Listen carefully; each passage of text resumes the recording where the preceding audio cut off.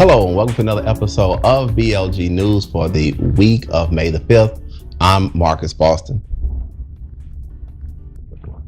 Guys, thanks for taking the time to join me today. And we've got some really good stories that are in the news, leading off with one that has really been on the news a lot this week. And it's dealing with a case in which the Supreme Court just upheld prayer at governmental meetings. This case took place out of New York. And this was an atheist and a Jewish woman decided to challenge a town in Greece, New York, regarding the types of prayers that they would open the town hall meetings and government meetings with. So the Supreme Court in a 5-4 ruling supported the town in regards to being able to continue to open with prayer. So this was a very controversial case, of course, because of the separation of church and state and things of that nature. But in this particular case, the Supreme Court said that prayer is okay and these set of facts.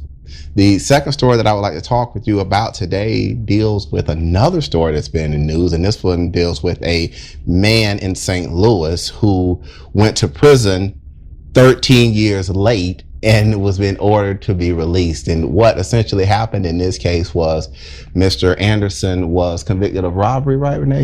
He was convicted of robbery. And what ended up happening is that they told him to come home. Right. And he left, and they said that they would send him a notice as to when he would come back and be sentenced and things of that nature. To turn himself in to serve his time. Well, lo and behold, the notice to come back never showed up, and Mr. Anderson continued to update his address with the court, phone number, all of those things. He never went anywhere.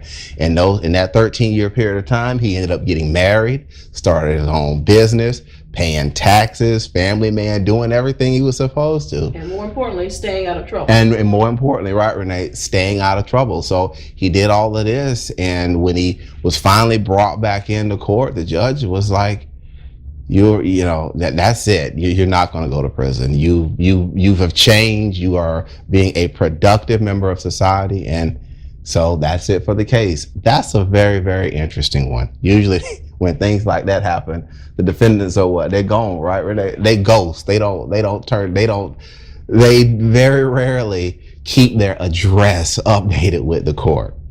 And the third story that we'll talk about is a very serious story, and this one is out of Nigeria. This one is out of Nigeria, and this is dealing with the schoolgirls who have been taken. It's right now, the number is about 276 girls that were abducted from their school last month by a terrorist group. Yeah, a terrorist group has come in and they've taken 200 girls. So this is in Nigeria. This case is getting worldwide attention now, and this is very sad. It's sad to say. I mean, it's sad. So let's hope that this thing can work itself out and the girls can go back home and be back with their families. The last story that I would like to talk about as we get ready to wrap up the news for this week deals with the questions that we get for the NBA Finals. We're now moving on into the second round, and as of today, we have the games, which is the Washington Wizards are playing right now today. They've got the Indianapolis Pacers oh my gosh, Indianapolis. I can't believe I said that.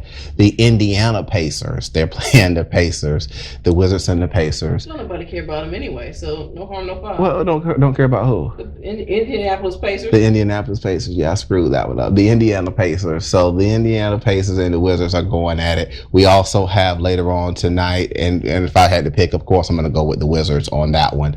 We also have later on the night, we've got the Clippers and the Oklahoma City Thunder. They play tonight, and I'm going to take Oklahoma City on that. By the way, Kevin Durant also just won league MVP, and he had a very moving speech in the MVP about not only his teammates, but everything that his mother had did for him, so and his family and things like that. So if you get a chance to catch that speech, it's on ESPN. Good speech. And tomorrow we've got the Brooklyn Nets playing the Miami Heat. The Nets were blown out just yesterday. So they're back at it. They'll be back at it tomorrow. I'm thinking Miami is probably going to take that series, but you never know. Two very experienced teams. And then, of course, tomorrow you have the Portland Trail Blazers coming in to play the San Antonio Spurs. The Spurs went on ahead and took care of business with Portland last night, beat them pretty good.